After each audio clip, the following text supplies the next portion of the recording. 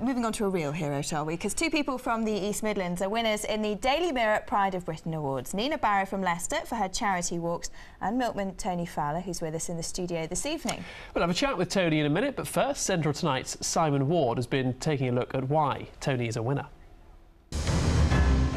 Busted drug deals. He stops car thieves. Rescued people from burning houses. It's as if he's a lot more than just the milkman. For 20 years, milkman Tony Fowler has been the crime-busting eyes and ears of 21 villages surrounding Melton Mowbray.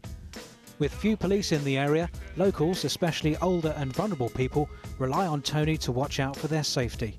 And his exploits have made him a superhuman milkman. Incredibly, Tony has foiled car thieves by blocking their escape with his milk float, busted a post office burglary before chasing the offender on foot.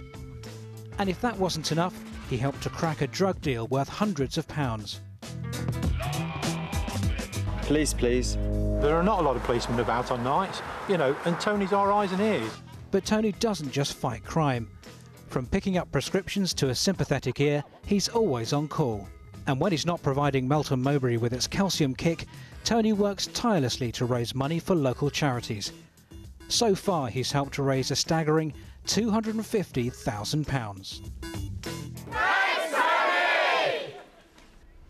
Well, Tony's with us now. Tony, some really grateful people there. You obviously deserve this. So what do you think's been the highlight of the last 20 years?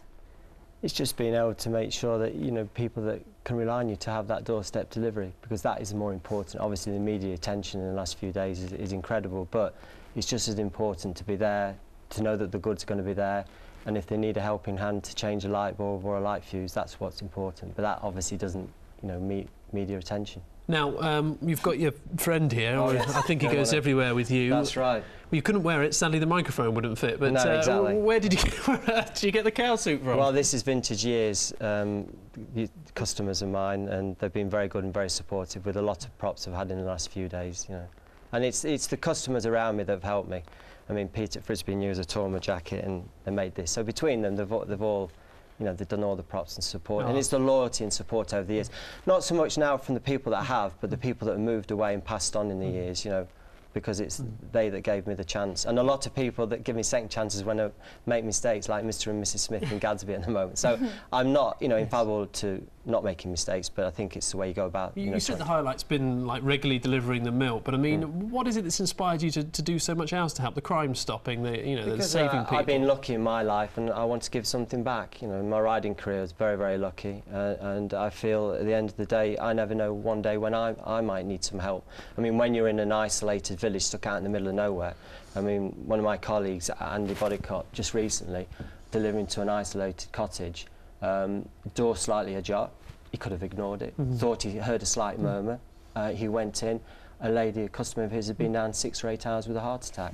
He not only phoned the emergency services and dealt with that, but he stayed with her until the ambulance went, poddled on, did his job, arrived back, and nobody thought anymore. It didn't tell anybody, and, you know, that's the way they are. Milk women and milkmen out there do a tremendous amount of help to the community. That help has thankfully been recognised now with this award. You did a bit of celebrity spotting last night when the awards actually took place. Let's have a look at your moment on the stage with Carol Vorderman. Oh, yes.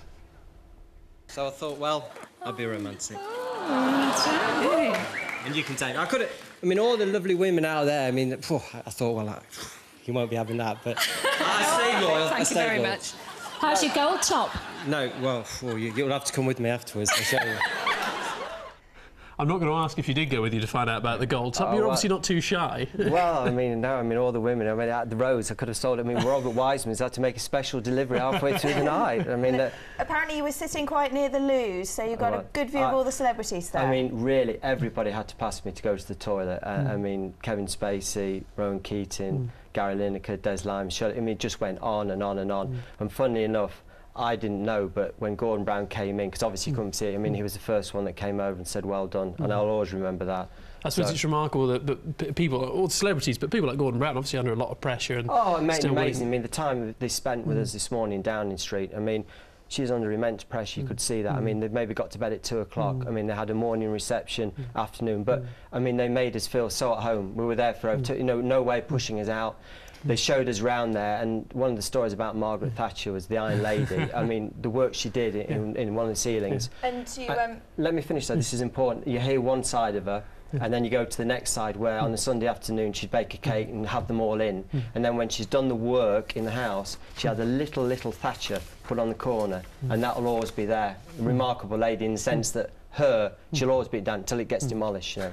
So there's a lot of sides to some people. And you saw a lot of great, interesting stuff, didn't you? Oh, it was remarkable. Something that I'll always remember and cherish for the rest of my life. Tony? Well, thank you for coming in. There's your award. Congratulations just one little again. thing. I think ages ago you were very jealous of Helen Finch, and you said it was my trousers that obviously dazzled her. So I think I'm going to have to give you a kiss as well. Thank you very much. Thank you very much. Being a good sport. Thank you. Thank you very much tonight, family. Thanks a lot.